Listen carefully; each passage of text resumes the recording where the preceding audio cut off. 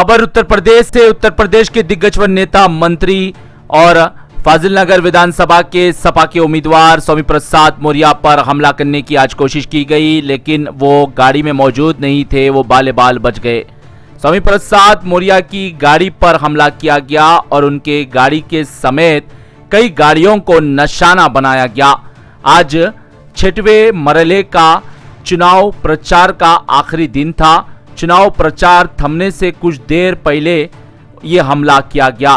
स्वामी प्रसाद मौर्य ने मीडिया से बात करते हुए कहा कि 1 डजन से ज्यादा मेरे कार्यकर्ता जख्मी हुए, कई गाड़ियों को निशाना बनाया गया और मैं वो गाड़ी में मौजूद नहीं था, इस वजह से बच गया हूं। यह हमला स्वामी प्रसाद मौर्य पर नहीं, संविधान पर हुआ है। स्वामी प्रसाद मौर्य ने कहा कि जरूर अवाम इन्हें सबक सिखाएंगी और आज बीजेपी का चेहरा बेनकाब हो गया है। बीजेपी जबान पर राम और बगल में छुरा रखती है।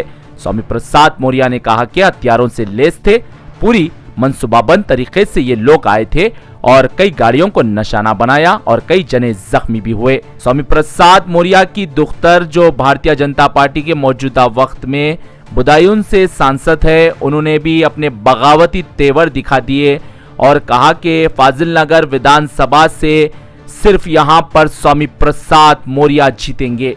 इन्होंने कहा कि बीजेपी कहती है कि यूपी से माफिया गुंडा पाक हो गया है, लेकिन आज बीजेपी के गुंडे मेरे पिताजी पर हमला किए और साथ ही साथ मुझे भी घेरने की कोशिश की और वहां पर जो भी पुलिस के ओहदेदार थे मुझे बचाए और जरूर फाजिलनगर विधानसभा की आवाम सबक सिखाएंगी, 3 मार्च को वोट देंगी। कहा कि फाजिलनगर विधानसभा की आवाम फैसला करेंगी, 10 मार्च को नतीजे हमारे हक में आएंगे। स्वामी प्रसाद मौर्य ने 2 दिन पहले एक सभा में कहा था कि गोरखपुर के एक अधिकारी ने मुझसे कहा था कि बीजेपी के लोग अधिकारियों के साथ मीटिंग कर रहे हैं और कह रहे हैं कि जहां पर मुसलमान समाज है वहां पर ऐसा दबाव डालो ताकि मुसलमान वोट डाल ना सके। स्वामी प्रसाद मौर्य ने सभा में कहा था कि ऐसे अधिकारी या बीजेपी के गुंडे इस तरह की हरकत करेंगे तो उनका नाम जरूर नोट करें,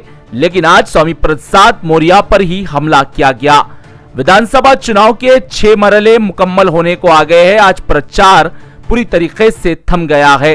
अब 6वें मरहले के लिए परसों वोटिंग होंगी, यानी 3 मार्च को वोटिंग होंगी, लेकिन उससे पहले स्वामी प्रसाद मौर्य पर हमला किया गया।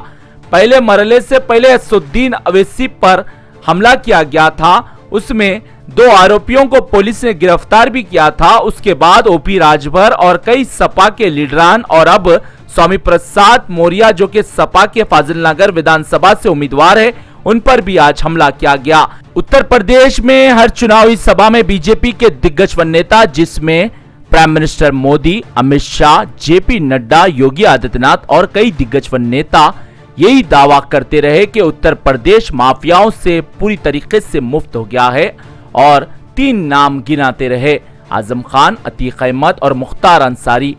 पूरे चुनाव में 6वें मरहले तक भी यही बात कहते रहे, लेकिन आज उल्टा ही हो रहा है। उत्तर प्रदेश में खुलेआम देश के बड़े नेता पर पहले हमला होता है, असदुद्दीन अवैसी पर, उसके बाद कई नेताओं के ऊपर हमला होने की तस्वीरें सामने आई। लेकिन इस सब के बीच उत्तर प्रदेश की जनता इस मर्तबा खामोश तरीके से बटन दबा रही है, लेकिन देखना होगा 10 मार्च के नतीजे जानकारों की माने तो चौंकाने वाले आएंगे। लेकिन जो भी हो, अब उत्तर प्रदेश में बीजेपी के चेहरे इस तरीके से बेनकाब हो गए हैं, लेकिन बीजेपी के नेता इस तरह के बयानों से गुरेज नहीं कर रहे हैं और ये बयानात अवाम सुनना नहीं चाह रही है। इनके सभाओं में अवाम कम होने के बावजूद भी यही बयान दे रहे हैं और चिल्ला चिल्ला कर यही कह रहे हैं कि उत्तर प्रदेश में माफिया मुफ्त हो गया है। ऐसा लग रहा है कि उत्तर प्रदेश में माफिया मुफ्त का जिक्र करने से लोगों का पेट भरता है और 3 नाम गिनाते हैं, आजम खान, अतीक अहमद, मुख्तार अंसारी। उसके सिवा उत्तर प्रदेश में कोई माफिया ही नहीं था, ऐसा लगता है। अमित शाह तो ऐसे बयानात दे रहे हैं जो कि मजाक बन जा रहे हैं। अब उत्तर प्रदेश की जनता का फैसला और 10 मार्च के नतीजे देखना होगा। जो भी हो, फैसला तो अवाम 5 मरहलों में कर चुकी है। अब 6वां मरहला 3 मार्च को है, अब 7वां मरहला 7 मार्च को है, उसके बाद 10 मार्च को नतीजे। जो भी हो, उत्तर प्रदेश के 10 मार्च के नतीजे हिंदुस्तान की सियासी तकदीर तय करेंगे। ब्यूरो रिपोर्ट, भारत की तरक्की। निर्धारित रूट मार्ग से समाजवादी पार्टी का रोड शो हो रहा था, चुनावी रोड शो हो रहा था, जिसमें एक सुनियोजित साजिश के तहत भारतीय जनता पार्टी के लोग लाठी, डंडा, हथियार और पत्थर के गिट्टी से व्यवस्थित होकर के सामूहिक रूप से हमला बोले, जिसमें मेरी गाड़ी भी बुरी तरह से टूट गई है। मेरे ड्राइवर का कान फट के थोड़ा उसका टुकड़ा निकल गया है। सैकड़ों गाड़ियां तोड़ दी गई हैं और साथ ही साथ सैकड़ों कार्यकर्ताओं को बुरी तरीके से दौड़ा के मारा है। चूंकि मैं दूसरी गाड़ी में बैठा था आग, इसलिए मेरी गाड़ी जिस गाड़ी में बैठा तो आगे निकल गई। मेरी जो परमानेंट गाड़ी है जिससे मैं चलता हूं, जिसका नंबर सबको मालूम है, उस नंबर पर इन लोगों ने हमला किया। हमला हुआ है ये पिताजी नहीं कह रहे हैं, ये सड़क पर दिखाई दे रहा है। गाड़ियां किस तरह तोड़ी गई हैं, लोगों के सर से किस तरह खून बह रहा है, लोगों के पैर किस तरह टूटे हैं, इवन हमारे पिताजी को चोट किस तरह आई है। वो भारतीय जनता पार्टी जो शांति का और दंगा मुक्त प्रदेश की बात करता है, आज उसी के प्रत्याशी ने हमारे पिता पर हमला किया है। और आज मैं खुलेआम यहाँ पर आकर के कहती हूँ कि फाजिल नगर की जनता 3 मार्च को ऐसे हुड़दंगियों को सबक सिखाएगी और स्वामी प्रसाद मौर्य जी को भारी मतों से विजयी बना करके उनकी दबंगाई को उनके घर में बंद करवाएगी। और इतना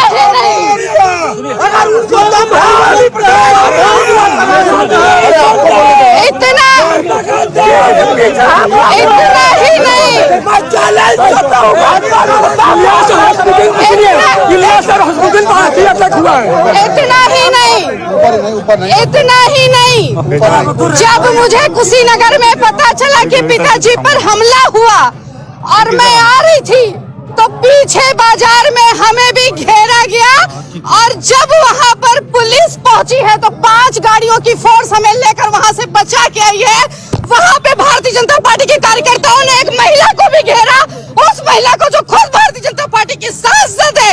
इसलिए मैं फाजिल नगर की बहनों बेटियों से कहती हूँ कि इस बार स्वामी का साथ। इन भूखे भेड़ियों से होशियार रहना, इन भूखे भेड़ियों से होशियार रहना। इनकी हमेशा कोशिश रहती है कोई न कोई ऐसी बात करो जिसमें हिंदू मुस्लिम आपस में लड़ जाए। इनका एक तिकड़म ये भी चल रहा है। हमको परसों एक अधिकारी ने बताया गोरखपुर से कि मुख्यमंत्री ने वहां अधिकारियों की मीटिंग की, कहा जहां मुस्लिम समाज है वहां ऐसा दबाव डालो कि वोट ना पड़ने पावे। समाजवादी पार्टी कार्यकर्ता में कह देना चाहता हूं, योगी की विदाई होना तय है। आप केवल उस अधिकारी का नाम नोट करना, आप केवल उस अधिकारी का नाम नोट करना या ऐसे गुंडे मवाली का नाम नोट करना जो हमारे किसी भी कार्यकर्ता को परेशान करने की कोशिश करता है। सरकार बनेगी तो उसका छठी का दूध याद दिला दिया जाएगा।